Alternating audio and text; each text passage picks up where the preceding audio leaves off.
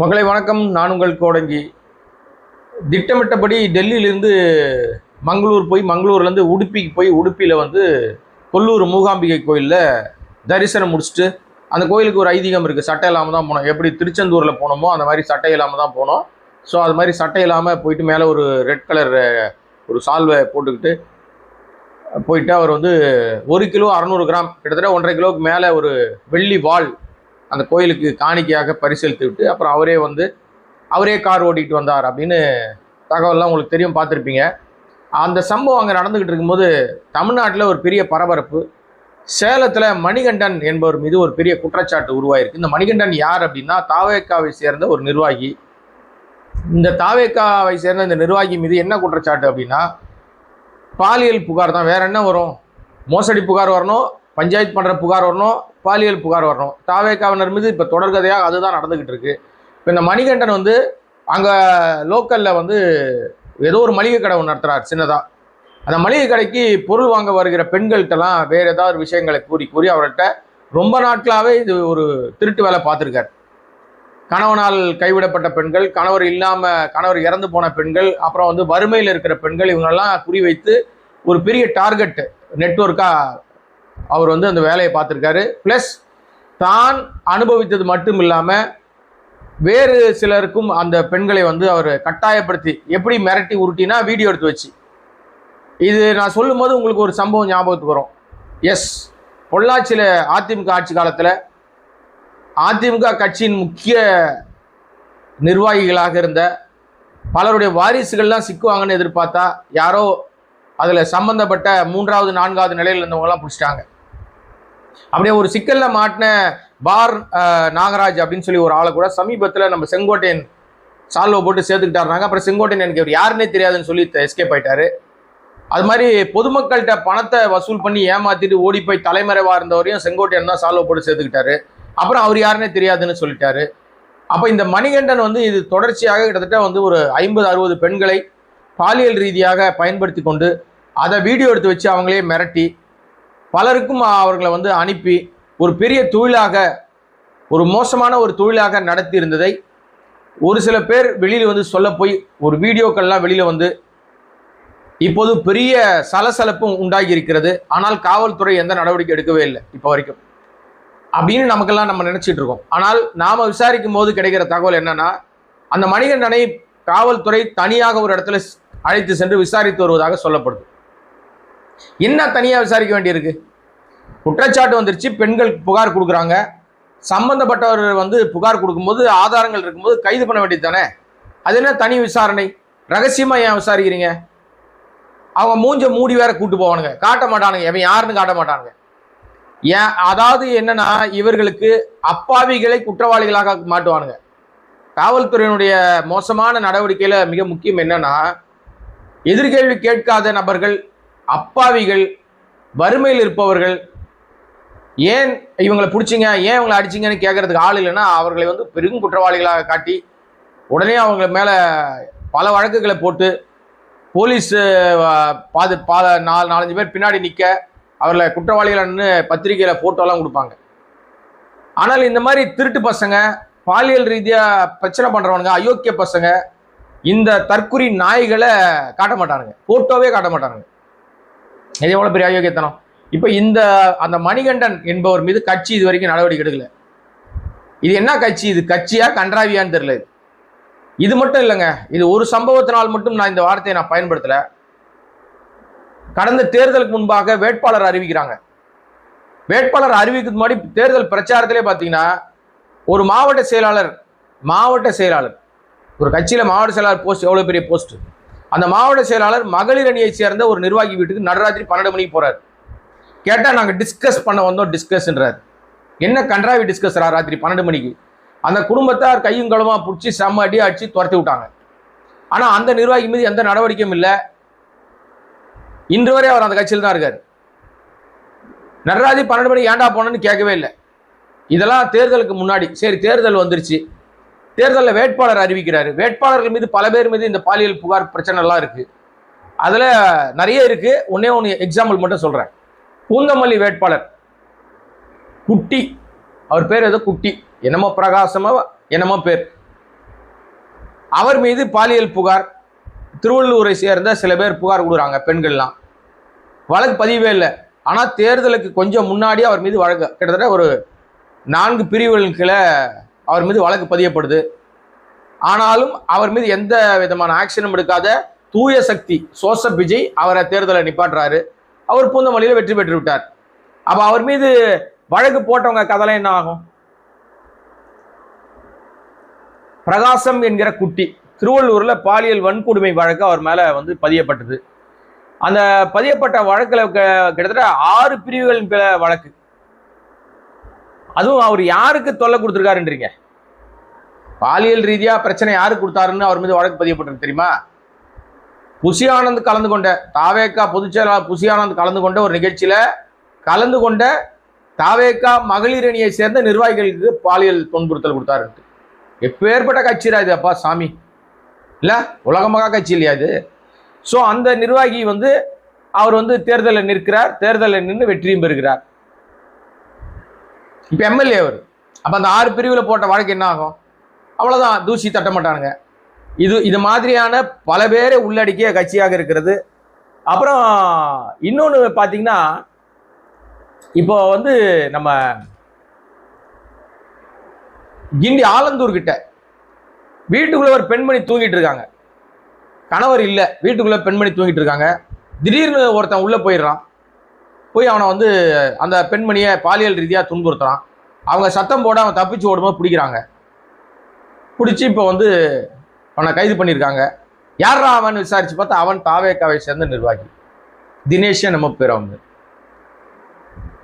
இப்படியாக தொடர்கதையாக இந்த விஷயங்கள்லாம் வந்துகிட்டே இருக்கு. ஆனால் வாய் திறந்து பிரச்சனையை வந்து எதிர்கொண்டு சம்பந்தப்பட்டவர்கள் மீது கடுமையான நடவடிக்கை எடுக்க வேண்டிய ஜோசப் விஜய் கோயிலுக்கு போயிருக்கார். நேர்த்தி கடனுக்காக கோயிலுக்கு போயிருக்கார். 1.5 கிலோ மதிப்புள்ள வெள்ளி வாள் வந்து காணிக்க கொடுக்குறாரு. இங்க பூரா பயலும் அயோக்கியத்தனம் பண்ணிட்டு இருக்கான் அவங்க கட்சிக்காரெல்லாம். அது எப்படா வந்து ஆள் இல்லாத வீட்டுக்குள்ள போவீங்களா நீங்க? அது என்ன கன்றாவிடாது? கேவலமா இல்லையா? அசிங்கமா இல்லையா? பொள்ளாச்சி சம்பவம் நம் காதுகளில் இன்னும் இருக்கு. அந்த குரல், அண்ணா என்னை விட்டுருங்கண்ணா, அண்ணா நீங்க சொல்லி நம்பிதானே, அண்ணன்னு சொல்லி நம்பிதானே வந்தேன், பெல்ட்டால் அடிக்காதீங்க அப்படின்னு கத்தனதெல்லாம் இன்னைக்கு வரைக்கும் இருக்கு. அந்த குரல் இன்னும் ஒலித்து கொண்டே இருக்கிறது. அவர்கள் மீது எந்த விதமான நடவடிக்கை பெரிதாக இல்லை. அதில் பாதிக்கப்பட்ட பெண்கள் ஏராளம். மாட்டினவனுக்கு சமீபத்தில் தான் தண்டனை வழங்கப்படுச்சு.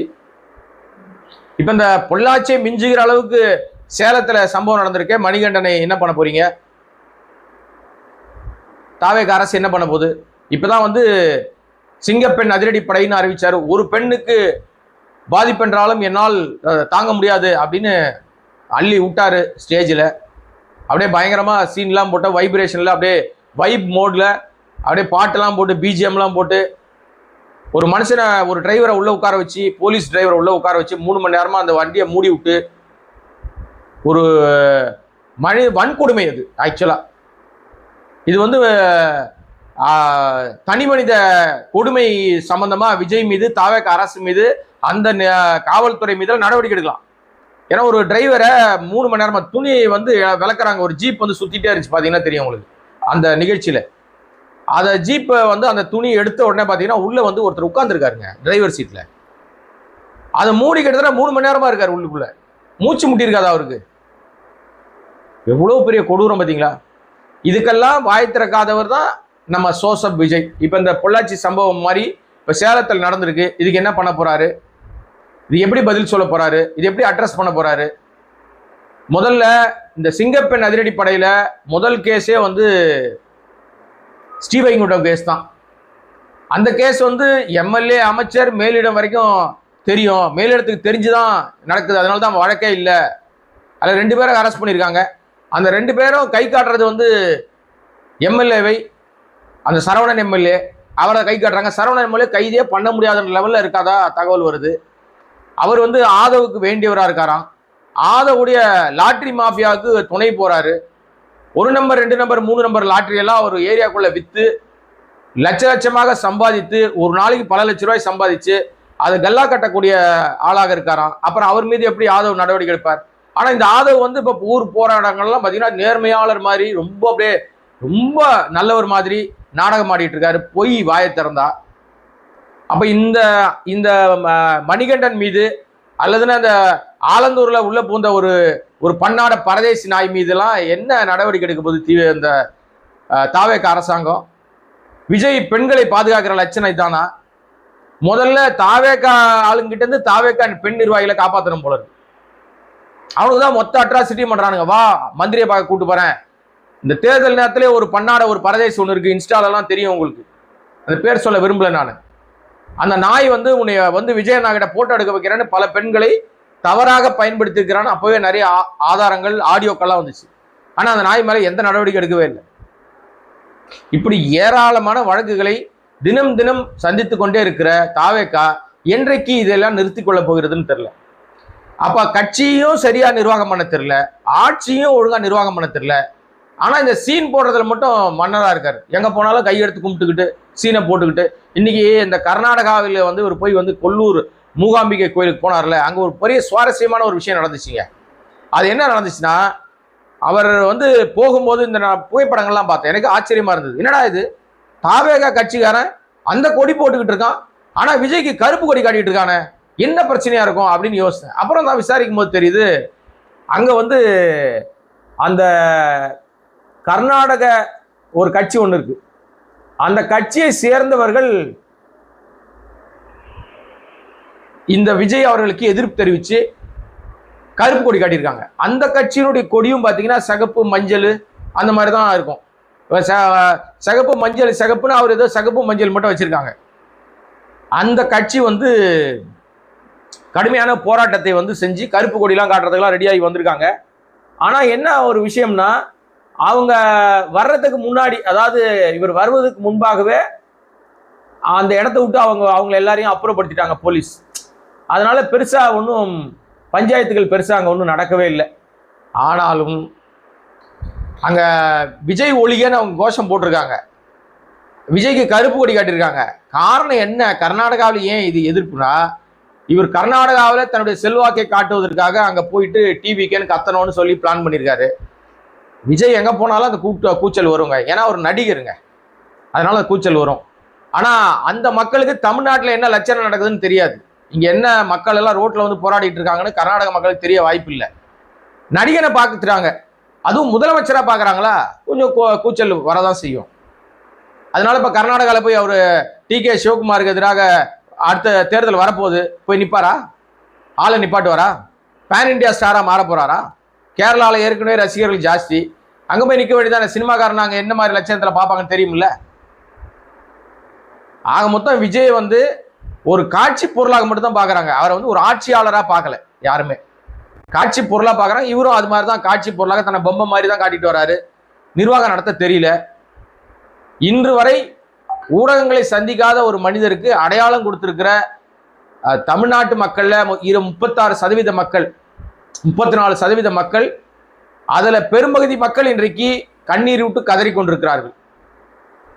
ஐயோ தெரியாம தப்பு பண்ணிட்டோமே நம்ம அப்படின்னு, நம்ம அவசரப்பட்டு விட்டோமே அப்படின்னு. கண் கெட்ட பிறகு சூரிய நமஸ்காரம் பண்ணி பிரயோஜனமே கிடையாது. ஆகவே மக்களே, தொடர்ச்சியாக இந்த தாவேகா மீது அடுத்தடுத்து பாலியல் புகார்கள் தொடர்ந்து வந்துகிட்டே இருக்கிறதுக்கும், பாலியல் புகார் அமைச்சர் வரைக்கும் புகார் செய்தும் புஷி ஆனந்தோ ஆதவோ நடவடிக்கை எடுக்கலைன்னு சொல்லும் போது இந்த கூட்டம் எதற்குமே தயங்காது. ஏன்னா அவர் கட்சியினுடைய தலைவராக இருக்கிறவர் மேலேயே பல பஞ்சாயத்துகள் இருக்கும்போது அதையெல்லாம் தூசி தட்டிட்டு நார்மலைஸ் பண்ண கூட்டம் தான் இது. தவறான உறவுகளை கூட நார்மலைஸ் பண்ண கூட்டம். அப்ப இவர்களுக்கு அதெல்லாம் ஒரு பொருட்டே கிடையாது. எனவே இது என்ன நடவடிக்கை எடுக்க போறாங்க? பொள்ளாச்சியை விட மோசமான சம்பவமாக பார்க்கப்படுகிற சேலம் விஷயத்துல வெளிப்படைத்தன்மையை தாவேகா செயல்படுத்துமா அல்லது மூடி மறைக்கப்படுமா? தாவேகா அந்த ரசிக குஞ்சுமணியில் பண்ணுகிற எல்லா அட்ராசிட்டியும் மூடி மறைக்கப்படுகிற எல்லா நேரங்களிலும் எல்லாரும் அதுக்கு உடன் போக மாட்டாங்க. எதிர்த்து கேள்வி கேட்பவர்கள் இருக்கதான் செய்வாங்க. ஆதாரங்கள் வெளியிடும் போது அவமானகரமான ஒரு விஷயத்தை கண்டடைவார்கள். ரெண்டாவது, எந்த மக்கள் இவருக்கு ஆதரவாக வாக்களித்தார்களோ அதே மக்கள் இவரை விரட்டுகிற காலம் ரொம்ப தூரத்தில் இல்லை, அது வந்துகிட்டே இருக்கு, ரொம்ப நெருக்கத்தில் இருக்கு. கோடை வாய்ஸ் சேனலை சப்ஸ்கிரைப் பண்ணால் பார்த்துருக்க அன்பு நண்பர்களே, இது போன்ற பல விஷயங்களை தேடி உங்களுக்கு சொல்வதற்கு உங்களுடைய ஆதரவும் அன்பும் தேவை. சப்ஸ்கிரைப் பண்ணீங்கன்னா இன்னும் பல விஷயங்கள் பேசலாம். நன்றி, வணக்கம்.